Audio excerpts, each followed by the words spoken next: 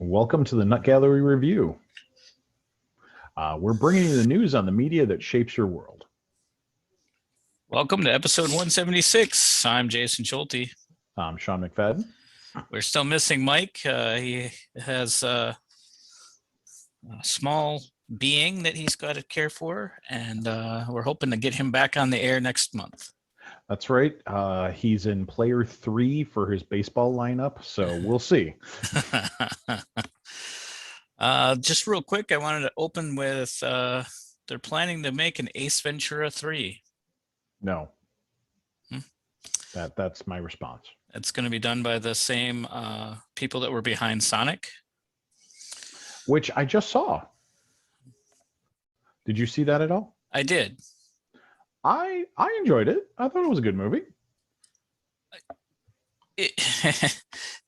It's certainly a movie that if you're going to watch it, you have to watch it knowing you're not going to take it serious. Because, it's a freaking Sonic movie. But like I think the live action, some of the just weirdness to it is just so far over the top that you have to be willing to know that it's just going to be over the top. Alrighty. But so that's what concerns me. I mean, Ace Ventura over the top is kind of its game. So that's its MO. So is it going to be Jim Carrey returning as Ace? I suspect so. He's probably got a little bit more time on his hands because he doesn't have to spend so much time worrying about politics. So maybe he needs to do a movie to have something to occupy his time now. Well, he was fantastic in Sonic, which I believe was his last movie. So hopefully, again, it's one of those franchises that I just don't know. Maybe an actual reboot would have been better because it's been so long. I mean, yeah, but all of us old cronies there that remember the original would probably be up in arms about it. And that's the thing that's I keep kind of reminding my wife. I'm like, we're right now in that age bracket that we are the target for most ads. But that's going to end soon. So all of our favorite music and all of our favorite things that are being referenced are going to disappear, and the next generations are going to start popping up pretty soon. So we got to live it while we can. That's fair. April movies, slim pickings this month. I think you're going to find a theme within pickings today, but we'll start off with April 2nd, French Exit. This already had a limited release, but it's expanding. My plan was to die before the money ran out, says 60-year-old penniless Manhattan socialite Frances Price, played by Michelle Pfeiffer.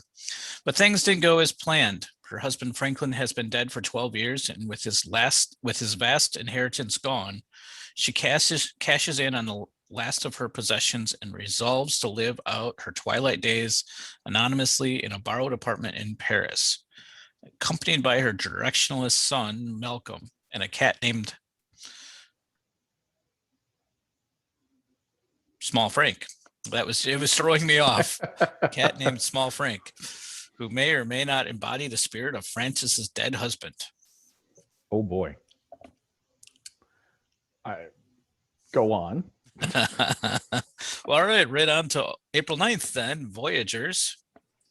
With the future of the human race at stake, a group of young men and women bred for intelligence and obedience embark on an expedition to colonize a distant planet. But when they uncover disturbing secrets about the mission, they defy their training and begin to explore their most primitive natures. As life on the ship descends into chaos, they're consumed by fear, lust, and unsustainable hunger for power. It stars Colin Farrell, Lily Rose Depp. Yes, that's Johnny Depp's daughter. And is directed by Neil Berger, who did Divergent, Limitless, and The Illusionist. Would be some of the works you would recognize him from.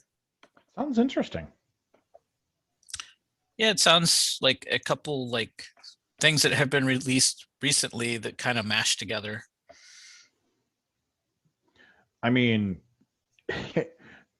it sounds like what the recent Alien movies could have been. April 16th, Mortal Kombat. A lot of people are excited about this. This is going to be released at the same time in theaters and on HBO Max. MMA fighter Cole Young, accustomed to taking a beating for money, is unaware of his heritage, or why Outworld's Emperor Shang Tsung has sent his best warrior, Sub-Zero, an otherworldly chiromancer, to hunt Cole down. Fearing for his family's safety, Cole goes in search of Sonya Blade at the direction of Jax, a special forces major who bears the same strange dragon marking Cole was born with. Soon he finds himself at the temple of Lord Raiden, and the Elder God and the protector of the Earth Realm, who grants sanctuary to those who bear the mark here. Here Cole trains and with experienced warriors Liu Kang, Kung Lao, and rogue mercenary Kano, as he prepares to stand with Earth's greatest champions against the enemies of Outworld in a high-stakes battle for the universe. This is considered a reboot of the franchise-based video game that started in the 90s. And what is our main character's name? Cole Young. Wonder who he's supposed to be. Maybe just a new guy. Maybe. I haven't followed the franchise for a while, so I don't know if he's a part of the newer renditions of the game. Fair. I know there were some concerns that maybe some favorite characters might be left out, but they probably all can't be worked in. Yeah.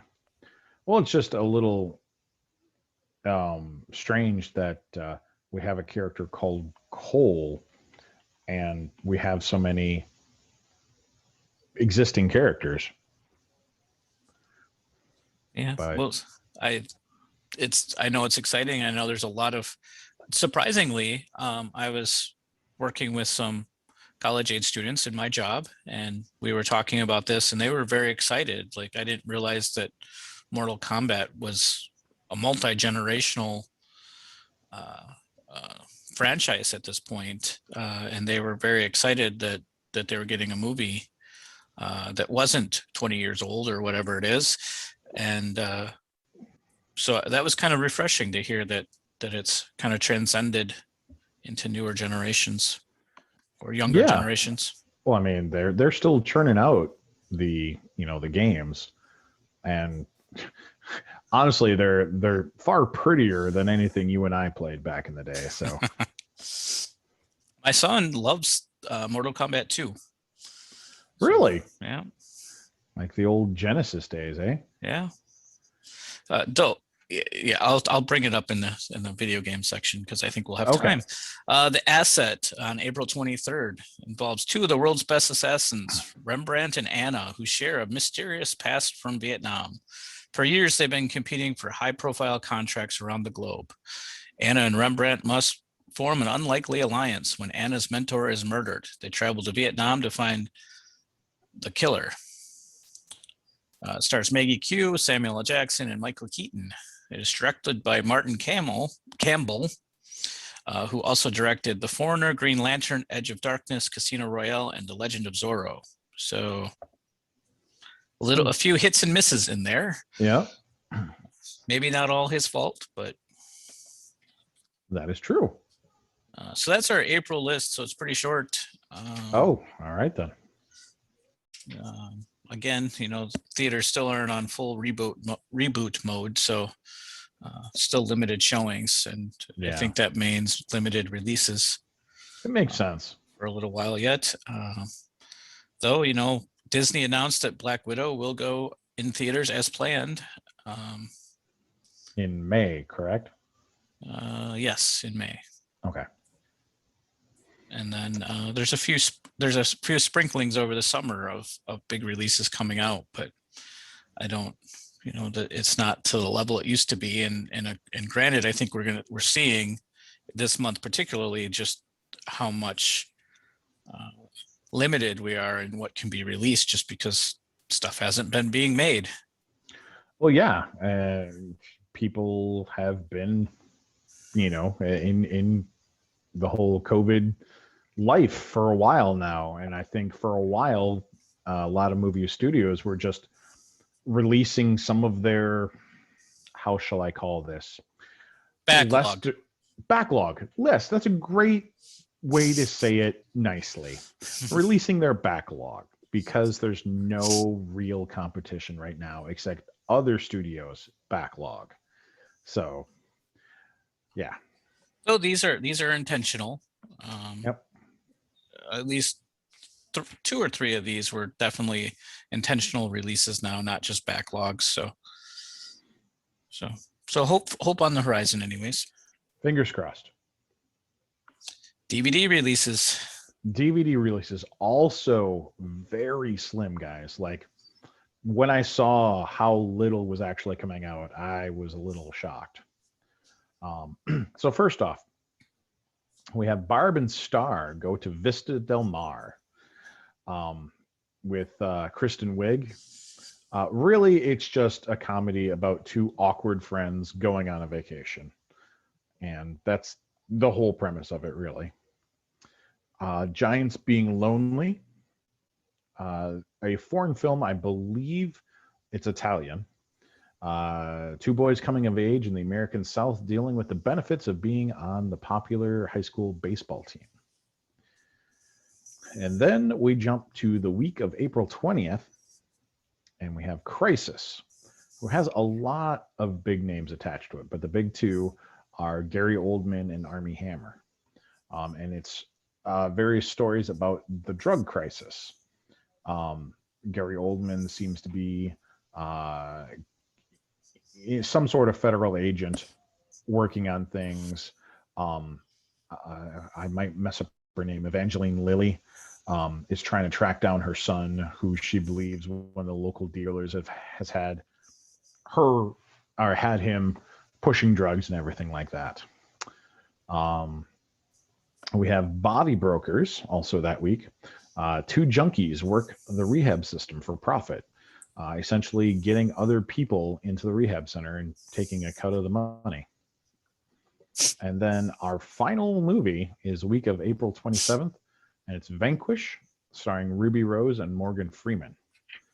If she wants to see her daughter again, she'll do the jobs she is told. And seems like she was kind of just a caretaker for Morgan Freeman to find out that Morgan Freeman's kind of a drug lord. So that is it. Well, Yeah. in the impact of so much getting directly released digitally, it's making me wonder if that's going to impact the DVD market some, as people just get accustomed to, I'll just go on, log into whatever service and watch something. It's true.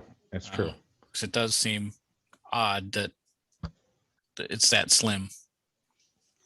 Granted, the world kind of reawakens from its winter slumber, so that might be part of it too. I don't know.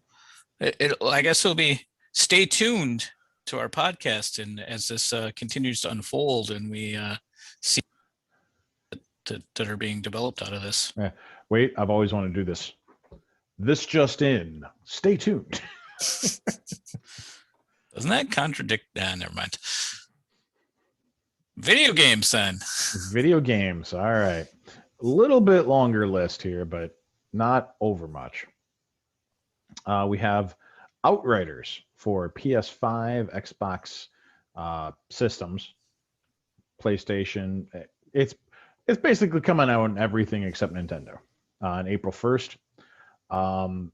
It looks very pretty. I'll say that. It very much seems like a Monster Hunter style FPS, where it looks like you can have multiple people. I wasn't able to find out if those were AI or if those were like friends hopping on, but very much the style of it. Lost Worlds Beyond the Page for PS4, Xbox One, Switch, and PC on April 6th. Essentially, it's Scribblenauts with a budget. It's someone really liked the idea of Scribblenauts and wanted to make it a little prettier and a little bit artier. Oddworld Soulstorm for PlayStation systems and PC, April 6th. I haven't played an Oddworld game since I first started coming out. I haven't played an Oddworld in forever. The Legend of Heroes Trails of Cold Steel 4 for Switch and PC April 9th, JRPG. Poison Control for the PlayStation 4 and the Switch on April 13th.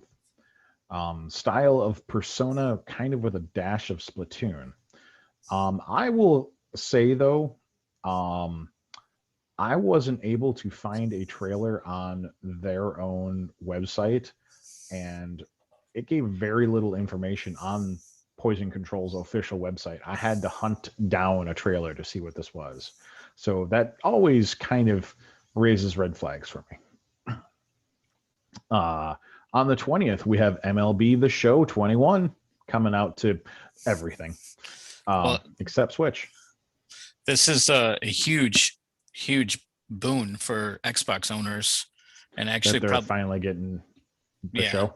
And it really eliminates a lot of reasons why Xbox owners bought PlayStations, because this was that one exclusive, and there was nothing comparable on the Xbox. So them coming to Xbox is just huge.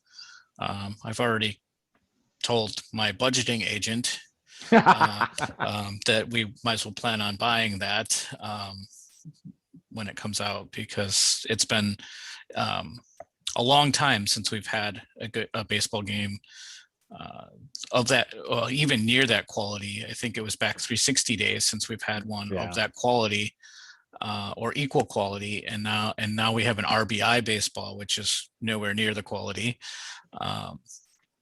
So it's exciting, and I'm excited because I've heard there's some really cool pitching mechanics and just player mechanics that I haven't been able to experience on an Xbox. So yeah, and they treat it well. It feels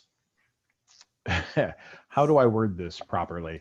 It feels like how Madden should be. They treat it with some dignity and some polish. That's been my experience with it. I mean, they don't just roll it out each year because they know people will buy it. With a glorified roster update. I mean, so Judgement comes out on PS5 and Xbox systems. That's an actual game, folks. Judgment. And Stadia. It is a Yakuza style game, and of course, finally ported to the PS5. Here's one that actually caught me off guard. R-Type Final 2. It's coming to the Xbox Series, PlayStation 4, Xbox One, and Switch on April 30th. Now, I played the original R-Type back on my Sega Master System. And that was the one that was trying to compete with the NES. So that's how long it's been. However, I watched the trailer for this knowing and being nostalgic for that old game, because I really did like R-Type back in the day. It looks so pretty. Holy man, does this look pretty. And they ran Kickstarter and everything to get this going, and you can see all the updates and everything, all the various trailers and everything like that. But it looks so pretty. When the trailer first starts up, I'm like, oh no, did they turn R-Type into like a cockpit shooter game? Because that would suck. And then it switches to the old, looking at the side of the ship, blasting everything. I was like, oh, that's so nice. And it looks so smooth, so pretty. I may end up picking this up. Just saying. And then there is Returnal. It seems like they're trying to blend Return and Eternal together for the PS5. And it is an exclusive to the PS5, coming out April 30th. Best way I can really describe this is a psychological sci-fi shooter. For example, in the trailer, she's in her suit and everything, an EV suit, and she's trying to explore this hostile landscape, and she's trying to find a signal, and she gets to a body, and it's her body. So, and it looks like she's kind of hallucinating on things, so you're not quite sure what's going on in the game. And that is your video games. So I promised a short story. You did. So on the way home of picking up my son today, he says, Dad, Dad, I played one of the original video games at school today. And I'm like, what? He's like, in social studies, we're playing Oregon Trail. Do you remember that game? And I'm like, yeah, it is like the first video game I played because Oh I believe that man. it came out before the NES. And he's like, oh, it was so much fun. I bought all the food and my wheel kept breaking. And I'm like, yep, you understand the frustration of Oregon Trail. So it was Oh, just really cool that, a game that is, some really crude pixels oh and yeah. he's excited and finding it fun to play and wanted to show it to me. And I was like, that's just really shows that the pretty graphics that we have come to love are important in some things, but sometimes it's just the game itself that matters. Oh, absolutely. Dude, I loved Oregon Trail. And in fact, my daughter for Christmas got me a little arcade pad. I want to say about yay big, and it's the Oregon Trail. You can get it at like Walgreens, and it's literally like just walking around the Oregon Trail, and you have to scroll the screen a little bit, but I was like, you've got to be kidding me, because yeah, I loved Oregon Trail as a kid. Are you kidding me? I was so happy I got that. I tried to hunt it down for years, and I know I'm not the only one, because if you look online, there's like, I want to say there's like 12 copies of it, or 12 different iterations of Oregon Trail. So, and for a game that was meant to be educational and to teach us about this, how many of us have played it, and everything that we know about the Oregon Trail is based on this game? Well, it was so well liked that when I was growing up, if you did all of your things right, that was a reward. Like you got to go on the Oh computer yeah. and play Oregon Trail. And there were like Hmm. 6 computers. So if you weren't in the top 6 people to get things Yeah. done, you weren't going to get to play it. Yeah. Ours was very similar, and we had two computers. So it was like, can I stay after? Yeah. No. Yeah. So again, as I was talking about, Mortal Kombat has transcended generations. This is even more surprising to me that it has transcended and still like valued for what it represents and the experience it provides. And they're just little dots. I remember shooting like the squirrels that would like, it was like 3 little dots running around the screen and you'd have to like shoot at it. Yeah. Yep. Oh And man. you were like, oh, the bear came. That'll feed me for a while. Yeah. Dang it, I could only carry 100 pounds of food back. Yes. Uh, yeah, I played the card game version. I died the second round of Dysentery. dysentery. Yeah. I'm like, really? Round two? So we tried again, and everyone died again. And again, I died the second round. And I don't remember what it was the second time, but my very first card that I drew was, "You've died of dysentery." And I was like, really? Come Brutal. on. Brutal. So is it whoever lives the longest, or does someone actually have to make it through? You're supposed to try, because you're all working cooperatively to finish the Oregon Trail. I don't even think we made it to Kansas. So Well, we'll move on to movie classic. And it was your pick, Sean. it was my pick. Um, I had not watched this movie before, and I was kind of a little at a loss for what I should pick. And um, because, as Jay has pointed out, I like to pick out 80s and 90s movies and go there. So I was like, all right. So I went to, lists of best movies of all time. And I was like, all right, what haven't I seen? And what would be an interesting watch for us to discuss. So I picked uh Dr. Zhivago, um or How I Learned to Stop Worrying and Love the Bomb. You mean Dr. Strangelove? I Do mean Dr. Strangelove. Sorry. Yep, you got it. I'm glad that I did, because if I hadn't, I would have watched the wrong movie. Yes, Dr. Strangelove. So yeah, I had not seen this. It was just a, hey, this is, listed as, one of the movies you should watch.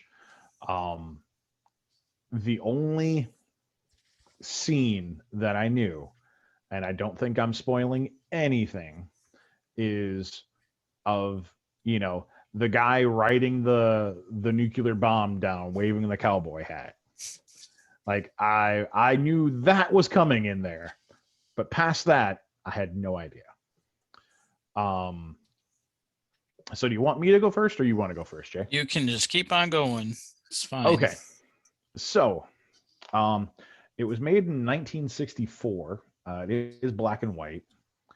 It is a satire film of the Cold War and the conflict between the Soviet Union and the United States.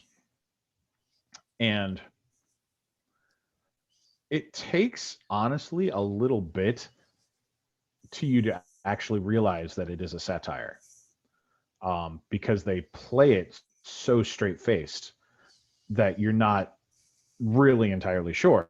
Except there's a couple of scenes that, with like the secretary of one of the generals, you're like, okay, they're playing that up for laughs a little bit. Okay.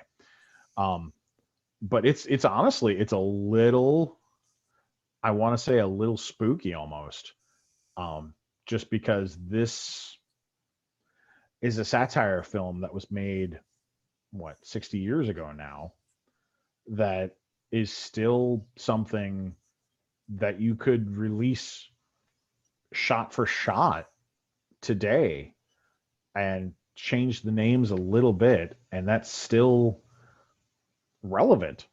So, the one thing that my fiance noticed was how much Peter Sellers was playing different roles there, and he was doing it so well that I didn't even realize it was the same guy until she pointed it out to me. That he's literally playing like 3 or 4 different characters in the movie, and 2 of them are in the same scene talking to each other. But yeah, Jay, what was your first thoughts? My first thoughts are the Blu-ray comes with this little booklet, Oh, and it's got some pictures and some directing photos in it. okay. And I think this was the best part. Oh, it has this on the back too. I think this was the best part of the experience. So didn't care for the film, or? No, I didn't really care for it. I think it's one of Stanley Kubrick. I would say it's Stanley Kubrick's weakest film. Oh, okay. But I understand why it's a classic. I understand that how films like this end up on the list of must-see films. Right. But I fought quite hard at several sections to stay awake. Okay. So I wasn't a big fan. The space there, the cowboy pilot was some of the best parts of the movie, in my opinion. Yeah. As they're to kind of set up the story a little bit is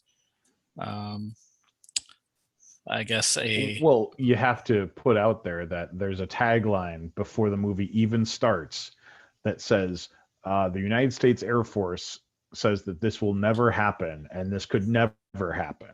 Please enjoy the film.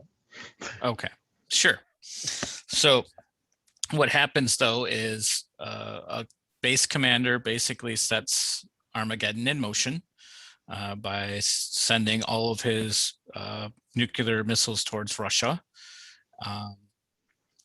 And then that, of course, is going to set off a chain of events He's locked himself, he sent all of his troops out saying the commies are coming, defend the base so that no one can get to him. And that's, then you go from him being kind of locked into his space to the war room where the president and the ambassadors are all trying to like figure out what to do. And that's where some big revelations of how bad this is going to be come to light. And I think that's where again, there's a few funny moments there where the president's talking to somebody in Russia. I don't remember who that was, if that was their president. I just said, wasn't that supposed to be like Gorbachev? Or their equivalent? No. Yeah, their equivalent of the president. Yeah, go ahead. I was going to say Gorbachev wouldn't have been around just yet. So so they're kind of having these weird, awkward conversations through this, like what should be a horrific ongoing. Like they should all be just like almost stunned. What do we do? And they're just having this like conversation that two drunk guys at a bar would have. They're having a pissing contest. Yeah. So I mean, that's where it becomes very clear on the satire, and that they're really not taking this as serious as you might think, because of that straight lace. So I appreciate those elements. I appreciate how they put that together. I just struggled to find much beyond that. Okay. I will say that I have read that this is one of the best comedies of all time. And I disagree with that statement. That I know that it was a satire. I, unlike Jay, did enjoy watching the movie. I don't think I'll watch it again anytime soon, though. Just because I was kind of pulled in on what was going on there. For me, it was more the drama of the film and the flight crew and everything like that. And watching the filmmaking style of them pulling off these shots of, this plane, going over terrain and things like that. I found that pretty enjoyable. I found that really annoying because it was like really so apparently there's nothing in Russia for millions, hundreds of thousands of miles other than this like mountain range that they keep flying through. So there's like not a house or a town or anything that they fly over the entire movie. Well, but it is a satire. It's how we view Russia, I guess.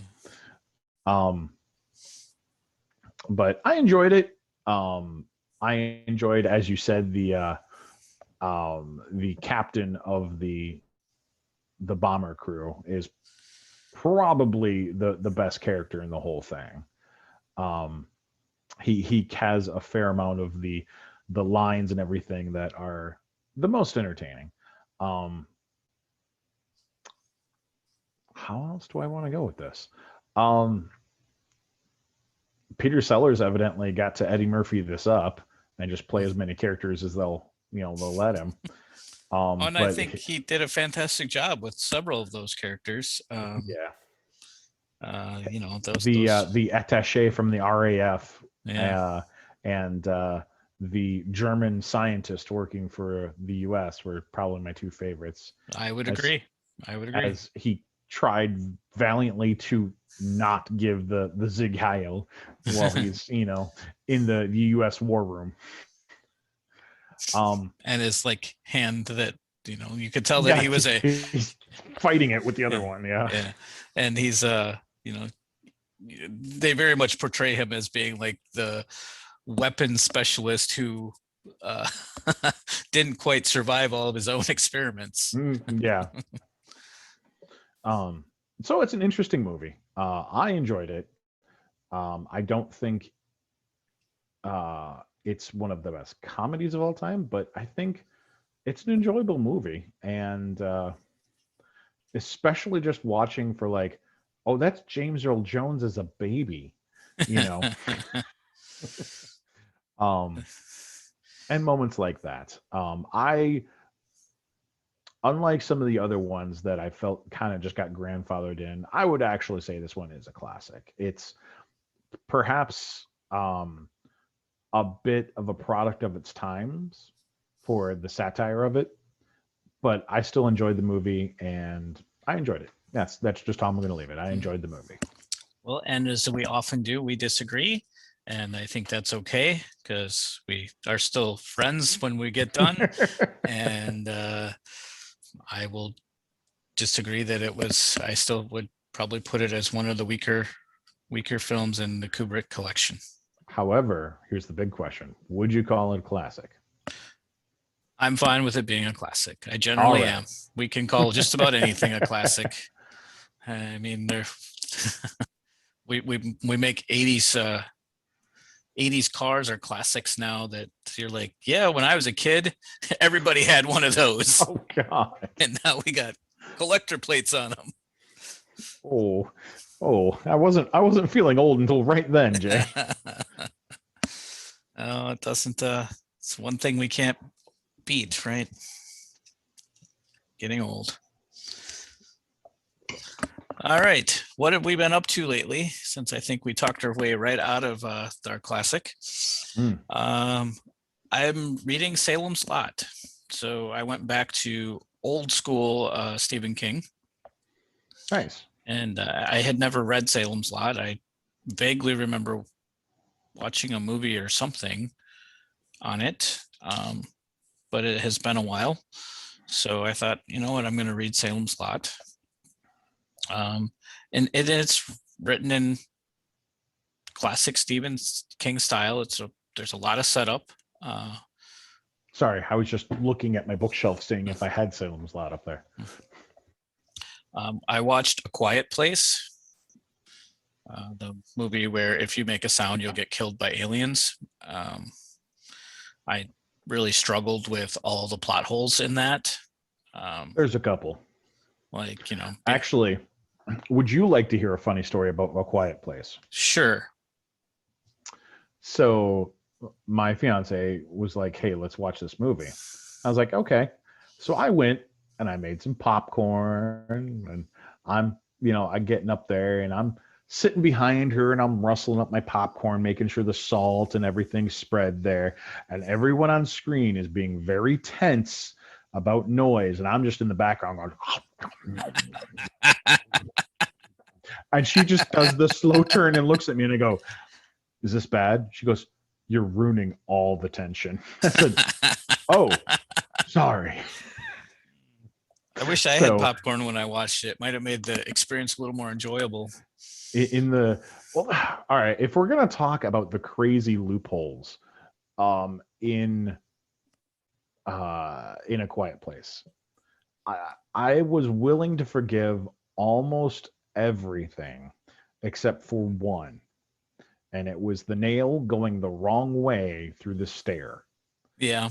Why does that exist? There was no reason for that nail to exist except for that moment of terror and tension, and that bothered me. Yeah, and they went so far as to mark out where they could walk that would be quiet, but didn't happen to see a nail there. I mean, it's just there's so many like just problems with the movie that I'm not really sure that I can get myself to watch the second one. Yeah. And somehow the dad who dies is in the second one. So I'm not really sure if he's just part of some flashbacks or maybe something, but I mean, I'm pretty sure we watched him get eaten. So we'll see. I don't know. It's a cool, I think it was a cool premise, but the lengths of where you have no sound do kind of wear on you, and I think it was meant to bring that tension, but to me it just got like a little long in stretches. But I'll get off my soapbox on that one. Okay. We just finished season 10 of Big Bang, and So we got 2 more seasons to get through, and get through is the right words. no, we pretty much enjoy it. It's fun. The character, I mean, Leonard's great, other than he's an idiot. So I know you've like watched 1 episode and gave up on it. So no, I watched 4 episodes. Oh, 4 episodes. Okay. Everyone told me you should love this, and And we started playing the board game Pandemic in the middle of a pandemic. So it's we finally won our first game a couple nights ago. Like we lost. Hard. Yeah, it's pretty. The game is certainly well designed to work against you. We just so happened to get lucky on the timing of the epidemics when they come out, that we were ready for it.